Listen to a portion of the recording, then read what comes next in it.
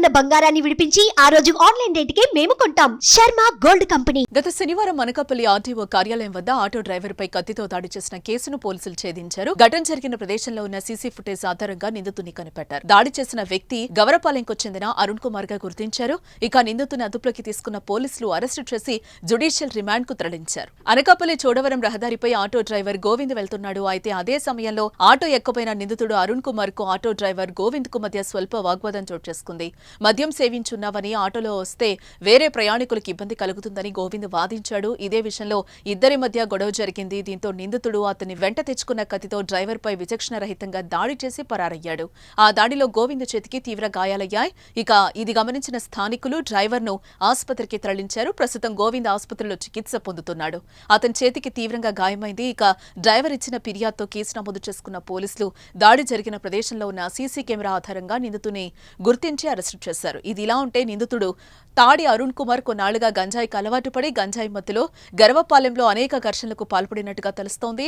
నిందితుడు 6వ తేదీ శుక్రవారం కూడా చింతామణి వీధిలోని ఓ హోటల్లోకి వెళ్లి కత్తి చూపించి హోటల్ సిబ్బందిని యజమానిని బెదిరించి హోటల్ సామాన్లు ధ్వంసం చేసినట్లుగా తెలుస్తోంది. అయితే ఆ హోటల్ యజమాని అరుణ్ కుమార్ కు భయపడి పోలీసులకు ఫిర్యాదు చేయకపోవడం ఆశ్చర్యంగా ఉంది. ఒక అన్నోన్ పర్సన్ 8:15 ఆ ప్రాంతంలో వచ్చి ఆటో ఎక్కే ప్రయత్నం చేశాడు.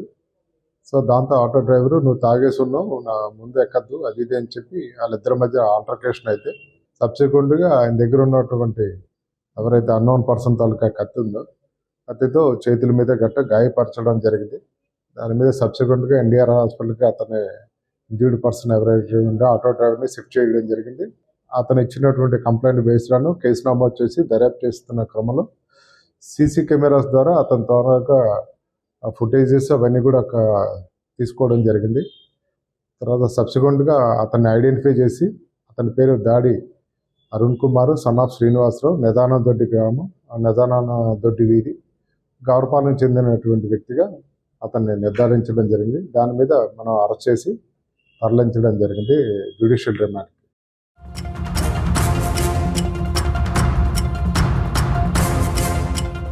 ప్రయత్నించడానికి నేను ఎక్కువ చెప్పిన మందేసి ఉండవు డ్రింకింగ్ బాగా పెట్టుకుని కుదిరంతే ముందు అన్నాడు. నేను రిటర్న్ తన్నాను. రిటర్న్ తనపోతే అతను జోలు చేయి పెట్టాడు. ఎందుకు పెట్టాడు అనుకున్నాను. ఆ సాగు బట్టన నొక్కి పక్కనే చెయ్య కట్ చేసాడు. మళ్ళీ రెండోసారి అడుగుతూ ఇంకో పక్క కట్ చేసింది. మళ్ళీ రైట్ తిరిగి వచ్చాడు. రైట్లో మళ్ళీ కట్ చేసాడు. అతను డివైడ్ అతనికి కత్తి సిరిసి కత్తి దాని మీద ఎక్కడ సిరిచాడు. నాకు ఇంకా ఇది అవ్వట్లేదు. ఆదలు పారిపోయాడు. పరిగెడు పోయాడు అనమాట. ఆ పరిగెడు పోవడం నాకు గుర్తుంది అంతే. అది చెప్పులు లేవు కాలుకి.